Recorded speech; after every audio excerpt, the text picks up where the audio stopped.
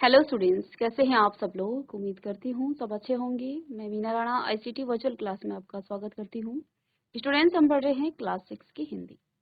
Malhar book से हमने previous lecture में मेरी माँ, जो कि राम प्रसाद बिस्मिल जी ने लिखी अपनी आत्मकथा का एक अंग है, और यहाँ अपनी माँ के लिए जब उनको फांसी की सजा दी गई और जेल से इन्होंने कुछ शब्द लिखे थे, आत्मकथा अपनी लिखी थी, इसी से जो है मेरी माँ शीर्षक दे करके ये कुछ अंश आपके सामने प्रस्तुत था, जो हमने कल की क्लास में पढ़ा। अपनी माँ के लिए उन्होंने जो है बहुत कुछ इसमें लिखा था कि उनकी माँ ने किस तरह से बचपन में उनके साथ उनका जो है साथ दिया, अपने पिता और दादी का विरोध करते हुए वो हमेशा राम प्रसाद बिस्मिल जी का साथ उन्होंने दिया। तो अपनी माँ के लिए यहाँ उन्होंने कुछ शब्द लिखे थे, जो हमने कल की क्लास में पढ़ा है। आज की क्लास में हम इसी के प्रश्न उत्तर करेंगे। तो चलिए चलते हैं स्मार्ट बोर्ड पर। तो पहला प्रश्न है, राम प्रसाद बिस्मिल में जो कुछ जीवन तथा साहस आया वह किसकी कृपा का फल था। हमने कल की क्लास में इनकी आत्मकथा का एक अंग पढ़ा, मेरी माँ, जिसमें इन्होंने अपनी माँ के लिए लिखा था, अपनी माँ के बारे में बताया था कि उन्होंने जो है अपनी माँ के लिए जो है कुछ शब्द, जब उनको फांसी की सजा दी गई और ये जेल में थे, तो इन्होंने जो अपने माँ को साहस बधाया कि आप जो है मेरी मृत्यु पर जो है आप दुख नहीं करेंगे, आपको गर्व होगा कि मेरा बेटा देश के लिए बलिदान जो है अपने प्राणों का बलिदान दे रहा है। तो तब यहाँ पर तो राम प्रसाद बिस्मिल ने माता जी एवं अपने गुरुदेव सोमदेव जी की कृपा से ही सब कुछ जीवन और साहस पाया। तो कहते हैं राम प्रसाद बिस्मिल में जो कुछ जीवन और साहस आया वह किसकी कृपा का फल था। तो यहाँ इन्होंने जिक्र किया है अपने गुरुदेव का और अपनी माता जी का। तो उन्होंने कहा कि मैंने जो कुछ भी मुझे मिला है, जो कुछ भी मैं पा सका हूँ जीवन में, वो सब मेरे गुरु श्री सोमदेव जी और उनकी माता जी की कृपा का ही फल है। और उनकी माता और गुरु के कारण ही उनके अंदर जो है जो साहस आया है वो उन्हीं के कारण आया है। बिस्मिल ने पिताजी के वकालतनामे पर हस्ताक्षर करने से क्यों इनकार किया। तो एक बार इनके पिता ने ऐसे ही किसी वकील से कह दिया था कि वो जो है कुछ काम पड़े तो इनसे करवा लेना। तो उन्होंने जो है एक वकालतनामे पर साइन हस्ताक्षर करने को कहा, तो बिस्मिल जी ने बिल्कुल इनकार कर दिया था। ठीक है, तो ऐसा जो है उन्होंने क्यों किया। तो देखिए, दीवानी मुकदमे में वकील से कहे गए कि जो काम हो वह उनकी अनुपस्थिति में बिस्मिल से करवा लें, लेकिन बिस्मिल ने वकालतनामे पर पिताजी के हस्ताक्षर करने से बिल्कुल भी मना कर दिया, क्योंकि यह धर्म के विरुद्ध होगा। सत्य का आचरण करने वाले बिस्मिल जी ने इस कार्य को पाप माना, और ये जो है बहुत कानूनी तौर से भी गलत है कि आप किसी के हस्ताक्षर, कई बार बच्चे करते हैं, हस्ताक्षर कर देते हैं अपने माता पिता के।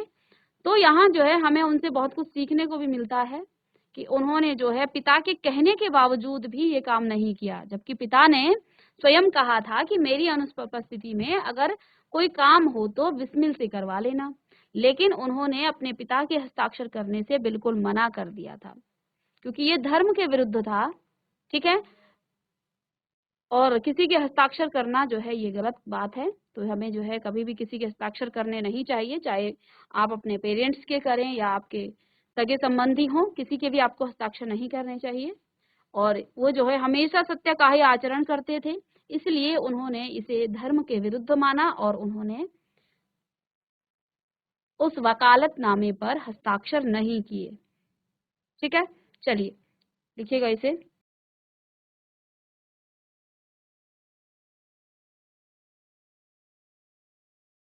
प्रश्न नंबर 3, इस पाठ से विद्यार्थियों को क्या प्रेरणा मिलती है।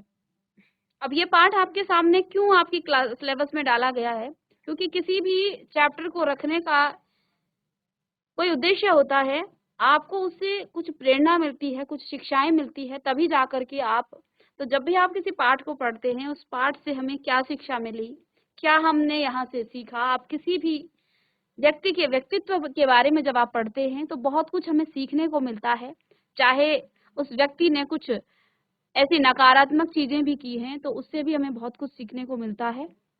तो देखिए इस पाठ से जो है विद्यार्थियों को क्या प्रेरणा मिलती है, क्या शिक्षा मिलती है। तो देखिए पाठ हमें जन्मदात्री, पूरा पाठ अपनी माँ को समर्पित किया है।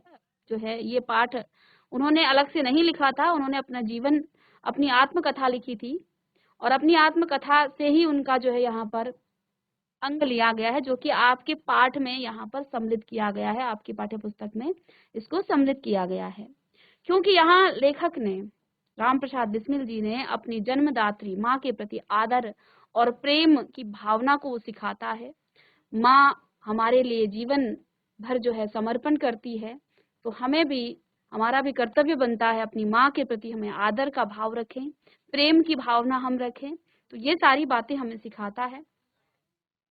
माताओं की माता माँ भारती की सेवा और उनकी रक्षा व स्वतंत्रता के लिए बलिदान हो जाने की प्रेरणा मिलती है इससे। तो देता ये पाठ जो है उन्होंने क्या कहा, मैं माताओं की माता यानी कि सबकी माता जो हमारी भारत माता है, माँ भारती की सेवा और उसकी रक्षा व स्वतंत्रता के लिए बलिदान हो जाने की प्रेरणा देता है। ये उन्होंने अपनी माँ के लिए भी कहा था कि आपको गर्व होगा कि मैं माताओं की माता माँ भारती की सेवा और उसकी रक्षा के लिए क्या कर रहा हूँ, स्वतंत्रता के लिए बलिदान देने जा रहा हूँ। आपको मुझ पर गर्व होना चाहिए, आप, और मैं यही आशा करता हूँ कि आप मुझ पर जो है गर्व करेंगे। ठीक है, तो ऐसा जो है यहाँ पर राम प्रसाद बिस्मिल जी ने कही और विद्यार्थियों को ये शिक्षा मिलती है कि आप अपनी जन्मदात्री माँ के प्रति आदर का भाव रखें, प्रेम का भाव रखें, अपने देश के प्रति आप प्रेम का भाव रखें, उसकी रक्षा और स्वतंत्रता के लिए आप बलिदान हो। किसी भी, अब यहाँ देश से मतलब क्या है, देश में, अब हम देश की रक्षा कैसे करते हैं, देश के लोगों की आप जो है रक्षा करें, जो आपके पास पड़ोस है उनसे आप भाईचारे का व्यवहार रखें, सबके प्रति समान भाव रखें, सबके प्रति बंधुत्व का भाव होना चाहिए, किसी के प्रति द्वेष भाव ना हो। यही हमारे देश की सेवा है। अगर हम जो है अपने मन के क्लेश को उतार दें, अपने मन को मैला ना करें, एक दूसरे के प्रति द्वेष का भाव न रखें, तो यही हमारे देश की सेवा है। बाकी हमें देश की सेवा किस तरह से करनी है, यही भाव आपके अंदर होने चाहिए। हर व्यक्ति के प्रति प्रेम की भावना हो, आपको जो है सहानुभूति की भावना हो, जो भी आपकी जरूरतमंद लोग हैं उनकी आप सेवा करें, उनके लिए आप कुछ कर पा सकते हैं तो आप करें। तो ये भाव हो तो यही देश की सेवा है आज के युग में। तब स्वतंत्रता के लिए लोगों ने बलिदान किया। आज जो है हम गरीबों के लिए, जो लाचार लोग हैं उनके प्रति हमारे ऐसे भाव हों कि हम उनकी कुछ मदद कर सके, यही हमारे देश की सेवा है, यही हमारा कर्तव्य है। हम मानवता का धर्म न छोड़ें, मानवता हमारे अंदर हो, यही हम लोगों का सच्चा जो है देश की सेवा है। क्योंकि उस समय हमारा देश गुलाम था, तो उन्होंने गुलामी के लिए अपने प्राणों की आहुति दे दी। जो स्वतंत्रता सेनानी थे उन्होंने अपने प्राणों की आहुति दे दी, देश के लिए अपना बलिदान दे दिया। तो क्या अब हम देश की सेवा के लिए इतना ना कर सके? देश के जो हमारे भाई बंधु हैं, जो जरूरतमंद हैं, कई लोग जो है बीमार पड़ जाते हैं, वहां पर हमें उनकी सेवा करनी चाहिए, उनकी मदद करनी चाहिए जितना हमसे हो सके। तो यही हमारे लिए आज के युग में देश की सेवा होगी। और अपना आचरण तो हमें रखना ही। तो ये जो है हमें इस पाठ से शिक्षा मिलती है कि आप अपनी माता के प्रति प्रेम का और आदर का भाव रखें और साथ में अपनी देश की सेवा करें, अपनी देश के प्रति आपका प्रेम का भाव हो। प्रसिद्ध स्वतंत्रता सेनानी भगत सिंह ने बिस्मिल के बारे में क्या कहा? तो यहाँ पर इस पाठ में हमने भगत सिंह द्वारा बोले गए कुछ शब्द भी पढ़े हैं। तो राम प्रसाद बिस्मिल जी बड़े होनहार थे। क्रांतिकारी होने के साथ साथ वे महान साहित्यकार व लेखक भी थे, क्योंकि इन्होंने जो है जेल में ही अपनी आत्मकथा लिखी है। जानने वाले कहते हैं कि यदि किसी और जगह या किसी और देश या किसी और समय में पैदा हुए होते तो सेनाध्यक्ष बनते, यानी किसी उच्च पद पर ये होते। यह कहना था स्वतंत्रता सेनानी भगत सिंह का। भगत सिंह ने कहा कि अगर ये जो है ये महान व्यक्ति अगर किसी और जगह, किसी और समय, किसी और देश में होता तो ये आज जो है सेनाध्यक्ष होता, यानी कि ये एक उच्च पद पर जो है होते। लेकिन आज जो है दुर्भाग्य है, इस देश में पैदा हुए जहां गुलामी की लोग जो है जंजीरों से जकड़े हुए थे, तो यहाँ पर उस समय जो है अपना खुद का कुछ कर पाना ये बहुत मुश्किल था। इसी वजह से जो है स्वतंत्रता सेनानियों ने अंग्रेजों से भिड़े और उनसे जो है हमारा देश उन्होंने आजाद करवाया। आज हम फ्री हैं, आज हमारे लिए वो सारी सुविधाएं हैं जो हम करना चाहते हैं, ठीक है। लेकिन उस समय ऐसा नहीं था, इसलिए भगत सिंह ने क्या कहा कि अगर ये सही समय पर, सही जगह या किसी अन्य देश या किसी और समय पैदा हुए होते, यानी कि इस समय जब भारत देश हमारा गुलाम है, इस समय पैदा न हुए होते तो ये जो है आज भारत के सेनाध्यक्ष बनते।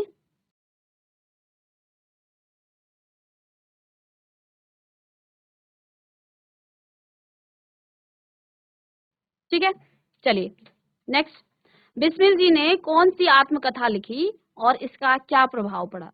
तो इन्होंने जेल में ही अपनी जीवन की आत्मकथा अपने बारे में जो है इन्होंने लिखा था। बिस्मिल जी ने कौन सी आत्मकथा लिखी और इसका क्या प्रभाव पड़ा? बिस्मिल द्वारा लिखी आत्मकथा का नाम है निज जीवन की एक छटा। इनकी आत्मकथा का नाम क्या है? निज जीवन की एक छटा।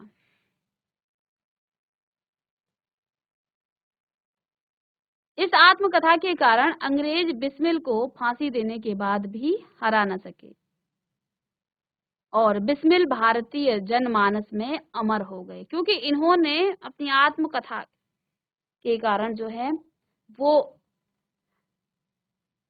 देश के लिए, देश के लोगों को इन्होंने जागृत किया और अंग्रेज इन्हें फांसी तो दे गए, लेकिन ये भारतीय जनमानस में जो है अमर हो गए।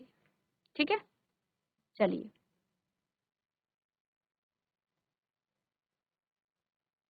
तो बिस्मिल द्वारा लिखी आत्मकथा का नाम है निज जीवन की एक छटा।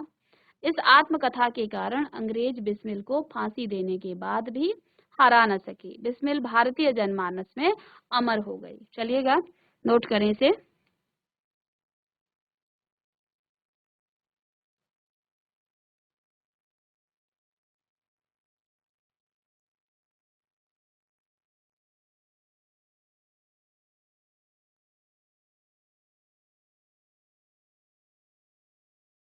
प्रश्न नंबर 6 है, लेखक ने अपनी माँ को देवी क्यों कहा है? लेखक ने अपनी माँ को देवी क्यों कहा?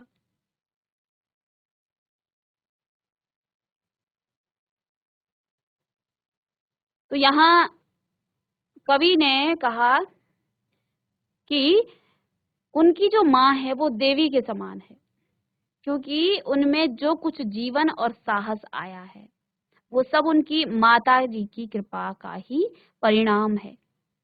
इसलिए उन्होंने अपनी माँ को क्या कहा? एक देवी कहा है, क्योंकि उनके जीवन में जो साहस और उनके जो जीवन उनको मिला है वो उनकी माँ की कृपा से मिला है, इसलिए उन्होंने अपनी माँ को संबोधित किया है एक देवी के समान।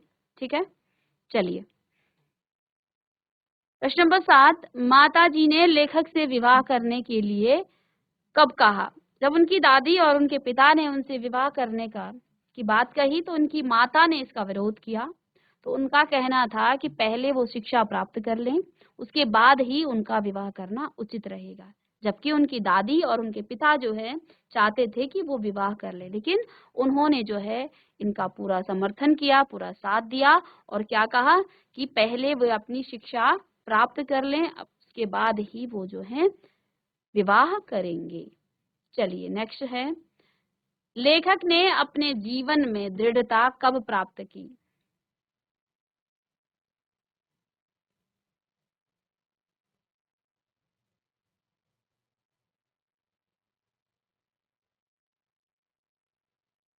तो लेखक ने माता जी के प्रोत्साहन और सद्व्यवहार से लेखक के जीवन में वह दृढ़ता उत्पन्न की। उनकी माता के प्रोत्साहन और सद्व्यवहार ने लेखक के जीवन में ऐसी दृढ़ता उत्पन्न की कि किसी आपत्ति तथा संकट के आने पर भी लेखक अपने संकल्प को न त्याग सके। तो उस समय वो डगमगाए नहीं, क्योंकि उनकी माता ने उनको प्रोत्साहन दिया था, उनका सद्व्यवहार जो है उनके साथ था, इसलिए उनके अंदर जो है एक दृढ़ता उत्पन्न हो गई थी और वो जो है आपत्तियों और संकट के आने पर भी लेखक अपने संकल्प जो उन्होंने संकल्प लिया था उसको वो त्याग नहीं सके। क्योंकि कई बार हम डर जाते हैं ना कि अंग्रेज डराते हैं कि चलो पीछे हट जाओ, नहीं, उन्होंने जो है संकल्प लिया था वो देश के लिए जो है लड़ मिट जाएंगे, मर मिट जाएंगे, तो ये संकल्प उन्होंने पूरा किया, देश के लिए वो फांसी पर चढ़ गए। ठीक है, चलिए।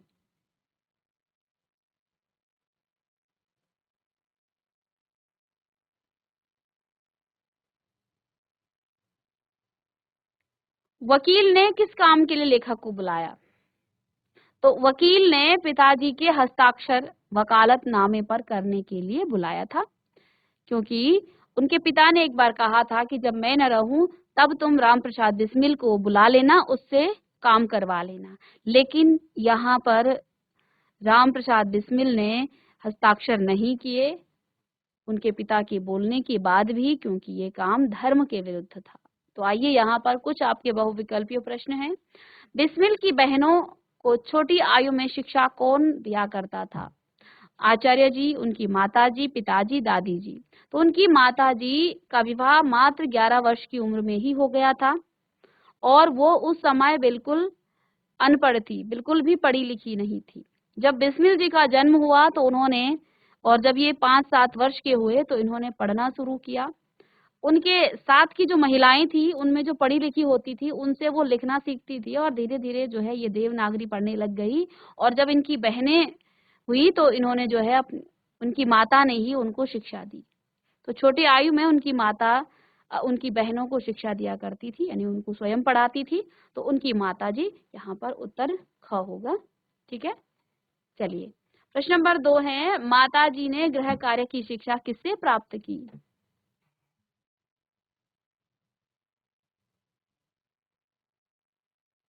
तो माता जी ने दीदी जी से, परिवार से, सहेलियों से और दादी जी को छोटी बहन से, दादी जी की छोटी बहन से। तो यहाँ गृह कार्य जो है उन्होंने, दादी ने जो है अपनी बेटी को बुलाकर, यानी कि इनकी बुआ को बुलाकर, तो इसको आप दीदी जी कह सकते हैं। यहाँ पर उत्तर जो है सहेलियों से उन्होंने जो है अन्य शिक्षाएं सीखी थी। ठीक है, और यहाँ तो गृह कार्य की बात हो रही है, गृह कार्य की शिक्षा। ठीक है, तो उन्होंने घर का जो कार्य था जिसमें रसोई वगैरह हो गया, तो सारी चीजें जो एक गृहिणी के लिए होती हैं वो सब जो है उन्होंने उनकी दादी ने अपनी बेटी को बुला करके जो है उनसे सीखी थी। ठीक है, तो इसमें थोड़ा सा आप सहेलियों से हट करके दादी ने जो है अपनी छोटी बेटी को बुलाकर उनसे जो है सिखवाई थी। तो इसको थोड़ा सा ठीक कर लेंगे। दादी जी ने अपनी छोटी बहन को कहाँ बुलाया था? अपनी छोटी बहन को दादी जी ने शाहजहांपुर बुलाया था। ठीक है, प्रश्न नंबर 4, बिस्मिल जी ने अपनी आत्मकथा कहाँ लिखी? तो बिस्मिल जी ने अपनी आत्मकथा उस समय लिखी थी जब उनको जेल भेजा गया था और अंग्रेजों से चोरी छिपे इन्होंने अपनी आत्मकथा लिखी थी। का हम अभी एक अंश पढ़ रहे हैं जो उन्होंने अपनी माता के लिए कहा है। तो जेल में ही इन्होंने अपनी आत्मकथा लिखी थी। प्रसाद बिस्मिल ने कौन सा लोकप्रिय तराना लिखा था? तो ये था सरफिरोशी की तमन्ना। सरफिरोशी की तमन्ना। प्रश्न नंबर 6, धर्म रक्षार्थ अपने पुत्रों की मृत्यु की खबर सुनी तो प्रसन्न हुई और अपने पुत्रों के बलिदान पर मिठाई बांटी थी। बिस्मिल द्वारा लिखे गए इस कथन में किसकी बात हो रही है? गुरु गोविंद सिंह जी की धर्मपत्नी, बिस्मिल जी की माता जी, अपनी दादी जी की छोटी बहन की, या फिर अपनी माता जी की? तो यहाँ पर बिस्मिल जी ने गुरु गोविंद सिंह की धर्मपत्नी जी के बारे में लिखा कि आप जिस प्रकार से गुरु गोविंद सिंह की धर्मपत्नी ने धर्म की रक्षा के लिए उनके पुत्रों ने जो है मृत्यु की खबर, उनके पुत्रों ने धर्म की रक्षा की थी। और जब इन्होंने अपनी पुत्रों की मृत्यु की खबर सुनी तो वो प्रसन्न हुई और अपने पुत्रों के बलिदान पर उन्होंने मिठाई बांटी थी।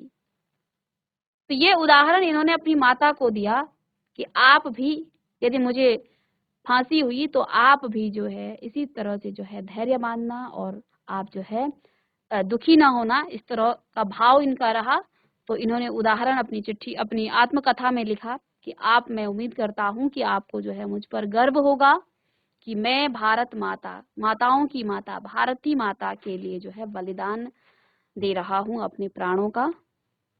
ठीक है, मुझे विश्वास है कि तुम यह समझकर धैर्य धारण करोगी बिस्मिल जी ने अपनी माता जी से ऐसा क्यों कहा, क्योंकि उनका पुत्र कायरता का जीवन नहीं जीना चाहता था, भारत माता की सेवा करते हुए प्राण न्यौछावर कर देना चाहता था, या माताओं की माता माँ भारती के लिए पुत्र द्वारा सर्वस्व न्यौछावर कर देने पर बिस्मिल की माँ को गर्व होगा। तो यहाँ पर देखिए सारे कथन सही हैं, क्योंकि भारत माता की सेवा, क्योंकि उनका पुत्र कायरता का जीवन नहीं जीना चाहता था, क्योंकि अगर वो कायर होते तो पीछे हट जाते। भारत माता की सेवा करते हुए अपने प्राणों को न्यौछावर कर देना चाहते थे। माताओं की माता माँ भारती के लिए पुत्र द्वारा सर्वस्व न्यौछावर कर देने पर बिस्मिल की माँ को गर्व होगा। ये सारे ही कथन यहाँ पर सत्य हैं, तो सभी पर आप टिक करें। तो यहाँ कुछ अन्य प्रश्न हैं। राम प्रसाद बिस्मिल अपने जीवन के अंतिम समय में अपनी माँ का स्मरण कर भावुक हो उठते हैं, अपने विचार प्रकट कीजिए। बिस्मिल जी अपनी माँ द्वारा किए गए त्याग को स्मरण करते हैं। आत्मकथा मेरी माँ में बिस्मिल कहते हैं कि उनके चरित्र निर्माण में माँ ने महत्वपूर्ण भूमिका निभाई। उनकी दी गई शिक्षा के कारण बिस्मिल बड़े से बड़े संकट में अधीर नहीं हुए, पीछे नहीं उठे। उनको जो है अपनी प्रेम पूर्ण वाणी और व्यवहार से माँ ने अपने बेटे को हमेशा देश प्रेम, साहस और सत्य के पक्ष पर चलने की प्रेरणा दी। माँ की कृपा के कारण उन्होंने अपने जीवन लक्ष्य को प्राप्त किया। जीवन के अंतिम समय में वे अपनी माता जी के श्री चरणों में बैठकर उनकी सेवा करने की इच्छा रखते हैं, जिसे प्रेम और दृढ़ता के साथ उनका जीवन सुधारा। कहते हैं उसका ऋण उतारने का प्रयत्न करने का भी अवसर बिस्मिल जी को न मिला और अपनी माँ की दया से देश की रक्षा में संलग्न हो गए सके। इन्हीं विचारों और भावनाओं को महसूस कर बिस्मिल भावुक हो उठते हैं। तो उन्होंने जो है यहाँ पर कहा है कि मैं अपनी माँ की कृपा के कारण ही अपने लक्ष्य को प्राप्त कर पाया हूँ।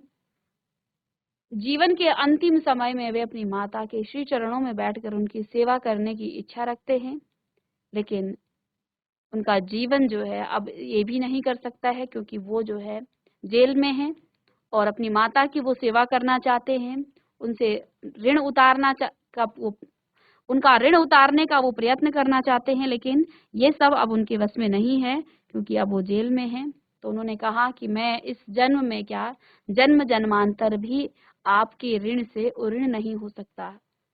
ठीक है, और अपनी इन भावनाओं के कारण, इन भावनाओं के चलते वो जो है भावुक हो उठते हैं। तो यही उनका भावुक होने का कारण था।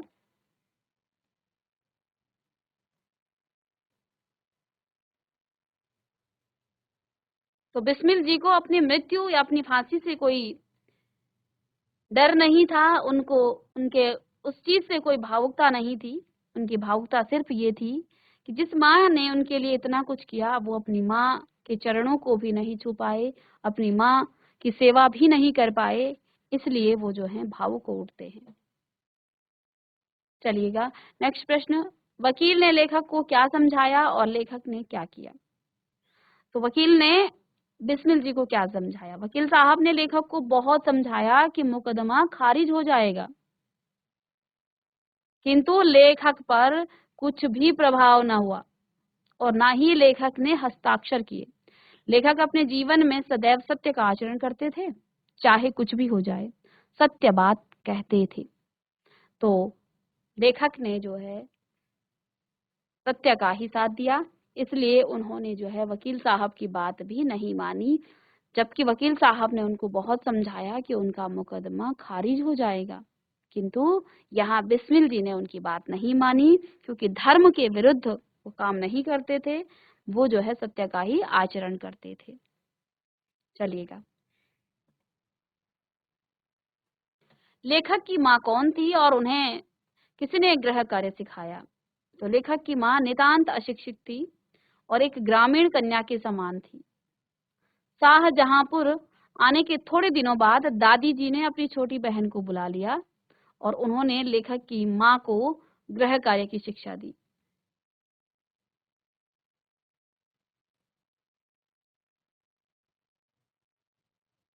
तो ऊपर जो प्रश्न दिया गया था ना आपको एमसीक्यूज में, बहुविकल्पीय में, तो वहां पर उनकी छोटी बहन को दादी ने अपनी छोटी बहन को बुला लिया था, सहेली नहीं था वहां पर। सहेलियों ने से जो है इन्होंने लिखने का कार्य सीखा, पढ़ना सीखा, और गृह का जो कार्य था दादी ने अपनी छोटी बहन को बुला करके उनसे जो है इनकी माँ को जो है घर का काम सिखवाया था, जो है उनसे शिक्षा दी थी। लेखक की माँ पढ़ना लिखना कब करती थी और परिश्रम का फल क्या मिला? तो क्योंकि लेखक की माँ घर का सब काम कर चुकने के बाद जो कुछ समय मिल जाता उसमें पढ़ना लिखना करती थी। परिश्रम के फल से थोड़े दिनों में ही वह देवनागरी पुस्तक का अध्ययन करने लगी और छोटी आयु में लेखक की बहनों को वो शिक्षा देने लगी। तो जो एक अनपढ़ स्त्री थी वो जो है देवनागरी जैसी पुस्तकों को पढ़ने लग गई, उसका अध्ययन करने लग गई, और छोटी उम्र में उन्होंने जो है अपनी बेटियों को यानी लेखक की बहनों को स्वयं शिक्षा दी। तो इस काबिल वो बन चुकी थी। बलिदानी श्री राम प्रसाद बिस्मिल के किन गुणों ने आपको जो है प्रभावित किया और क्यों? तो देखिए, देश प्रेम उनका जो था, सबसे पहले बिस्मिल जी का जीवन किसी भी उस व्यक्ति के लिए देश की रक्षा का प्रेरणा स्रोत बन सकता है जो देश से प्रेम करता है। उनका गीत सरफरोशी की तमन्ना आज भी नई पीढ़ी को देश के लिए मर मिटने की भावना से ओतप्रोत कर देता है। मेरे जीवन का लक्ष्य भारतीय सेना में जाना है। अब ये जो है किसी पर्टिकुलर बच्चे के लिए है, आपका कुछ और हो सकता है, या ऐसा कुछ आप लिख सकते हैं। तो एक उदाहरण के लिए आप इसको सुन लीजिएगा। मेरे जीवन का लक्ष्य भारतीय सेना में जाना है और मेरा मानना है कि महान वीर क्रांतिकारी बिस्मिल के त्याग, देश प्रेम और सेवा भाव के मूल्य विद्यार्थी में नव जीवन जागृत उत्पन्न करते हैं।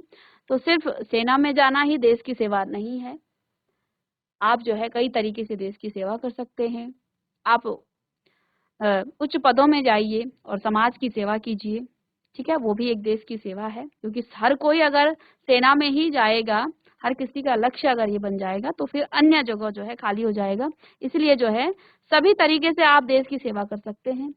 आप सेना में जाइए तो वहां पर आपको ज्यादा जो है मौके मिलते हैं, और आप यहाँ समाज की सेवा भी आप कर सकते हैं, तो वो भी देश की ही एक सेवा है।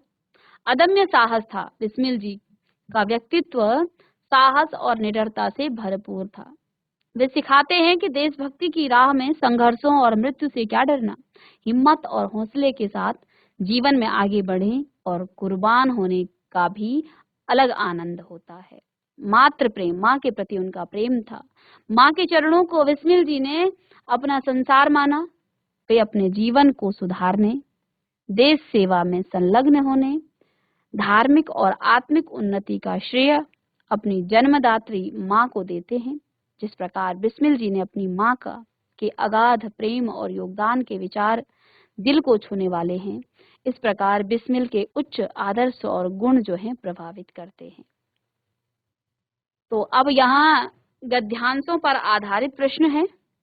यहाँ जो चैप्टर आपने पढ़ा है उसी से आपको यहाँ पर गद्यांश दिया गया है, और इस गद्यांश से आपको प्रश्न उठाने हैं। प्रश्न भी आपको दिए हुए हैं, उन प्रश्नों के उत्तर।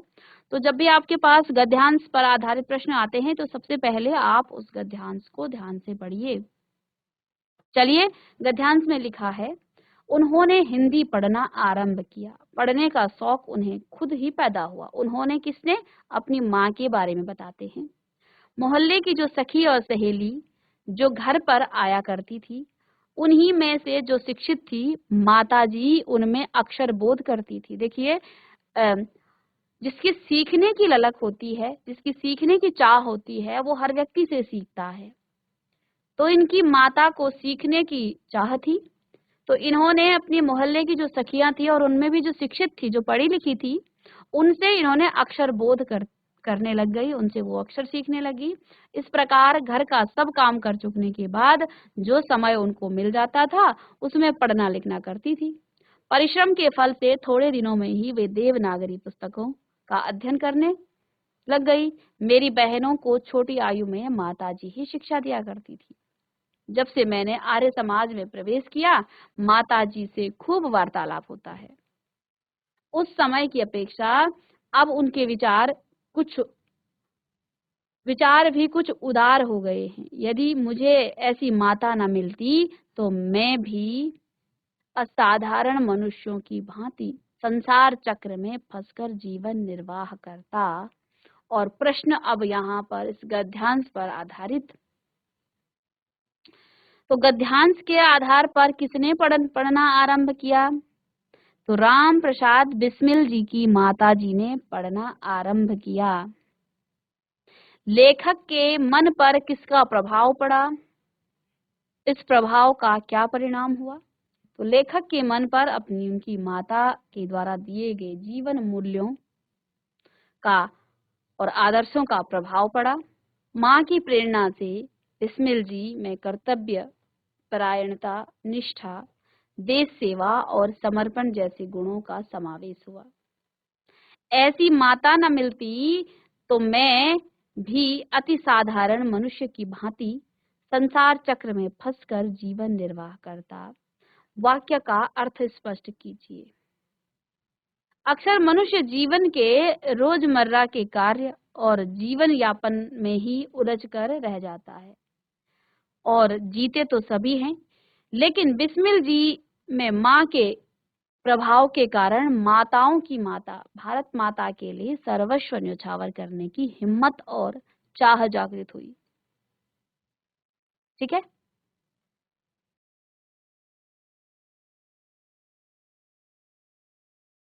चलिए दूसरा यहाँ पर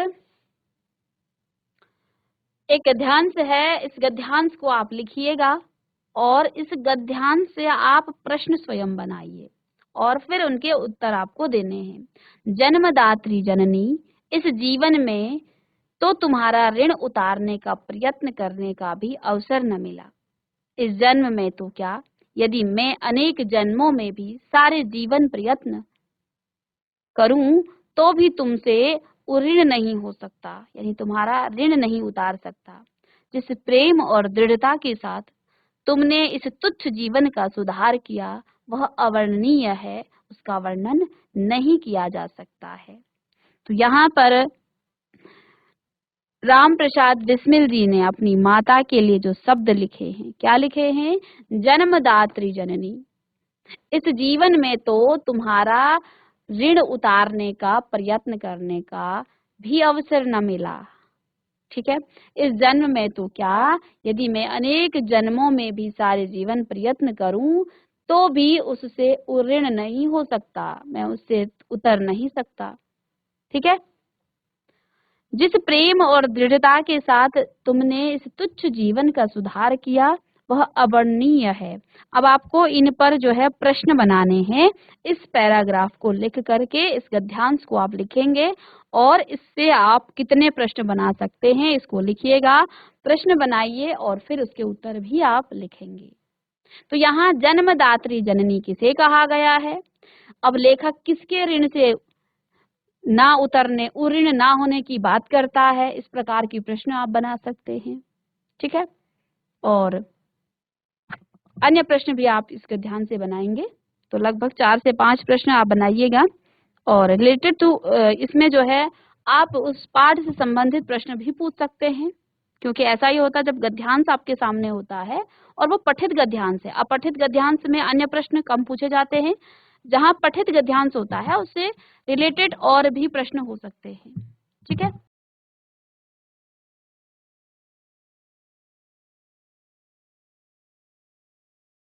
तो बच्चों आज की क्लास में हमने मेरी माँ जो राम प्रसाद बिस्मिल जी द्वारा लिखित आत्मकथा का एक अंश है, इस पर आधारित हमने प्रश्न किए। कुछ गद्यांश पर आधारित प्रश्न आपको होमवर्क दिए हैं, आप इनको कीजिएगा, प्रश्न बनाइए और इससे आधारित कुछ जो हैं संबंधित प्रश्न आपके पाठ से संबंधित होने चाहिए। और हम नेक्स्ट क्लास में मिलते हैं एक नए टॉपिक के साथ, एक नए चैप्टर के साथ। तब तक के लिए थैंक यू।